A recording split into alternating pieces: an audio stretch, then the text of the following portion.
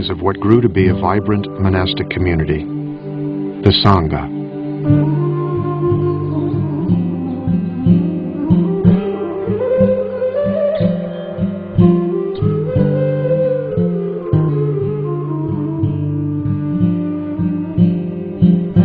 It took the Buddha many, many years to find his way, but he didn't want it to be so hard for people.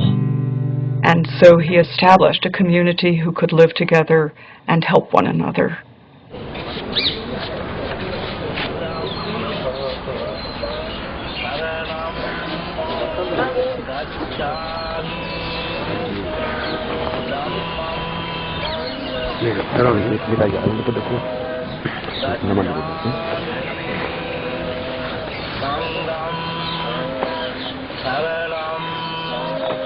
In a ceremony evoking the beginning of the Buddha's own spiritual journey, fledgling monks of all ages say goodbye to their families and homes and join the Sangha.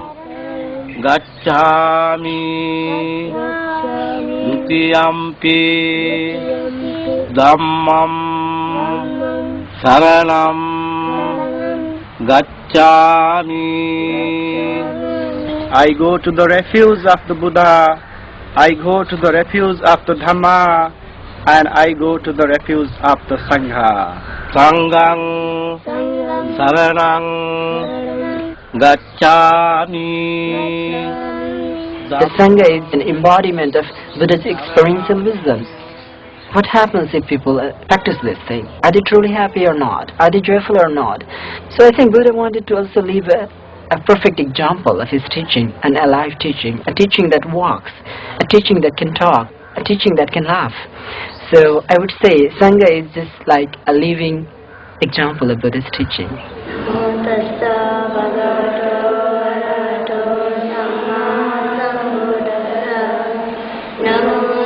The first Sangha was a radical institution, open to people of every caste and remarkable for the times in which the Buddha lived, to both men and women. The Buddha was part of a culture deeply suspicious of women. The attitude towards women at the time was very critical, and many things were impossible for them. So that was a very revolutionary thing to do that in that times of India.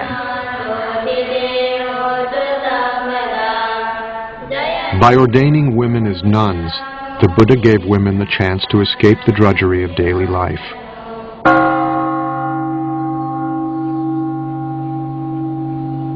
Life was so hard for most women that entering the Sangha was a liberation, as we know from their ecstatic, heart-rending poems. So freed, so thoroughly freed am I from my pestle, my shameless husband and his sunshade making, my moldy old pot with its water snake smell. Aversion and passion I cut with a chop. Having come to the foot of a tree, I meditate, absorbed in the bliss. What bliss!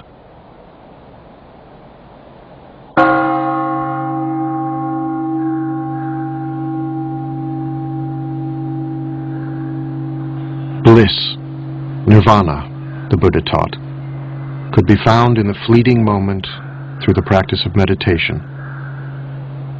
The Buddha showed his followers how to come to terms with their own roiling thoughts and desires by paying attention to them, by becoming aware, becoming mindful.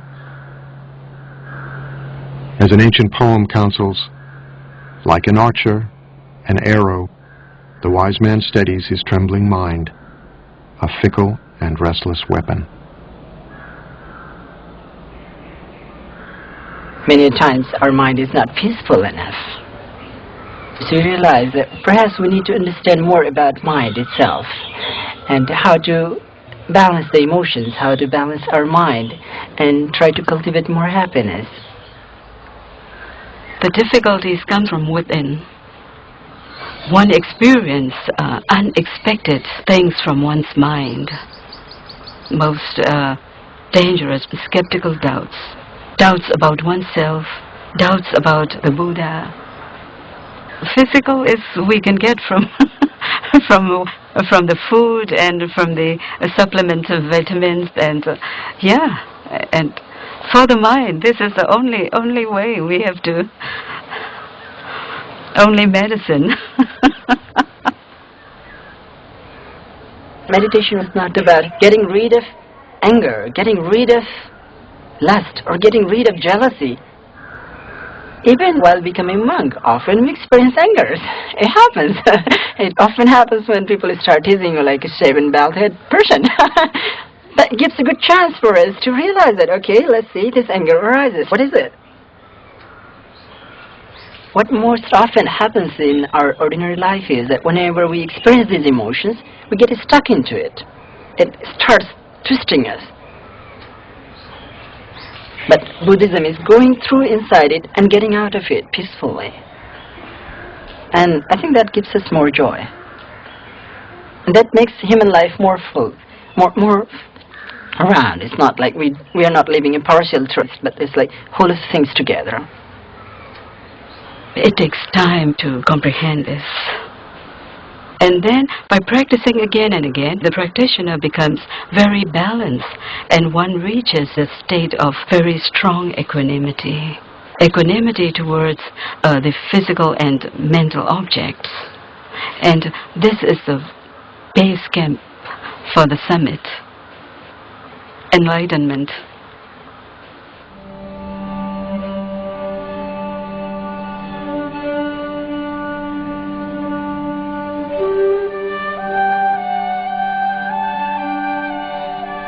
After washing my feet, a disciple said, I watched the water going down the drain.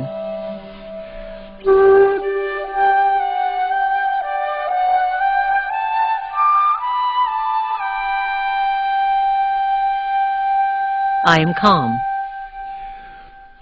I control my mind like a noble thoroughbred horse.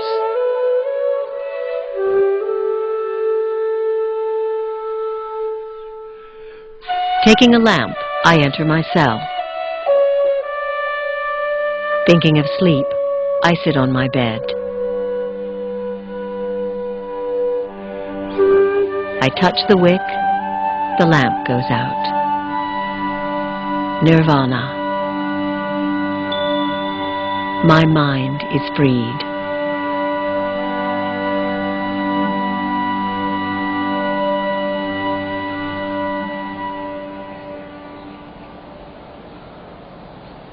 The mind is as restless as a monkey, the Buddha taught.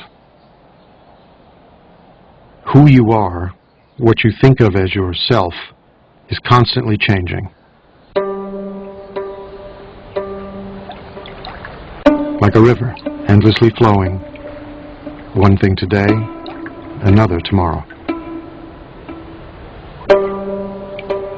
There's water in a river, then there's water in a glass, and then the water is back in the air, and then it's back in the river.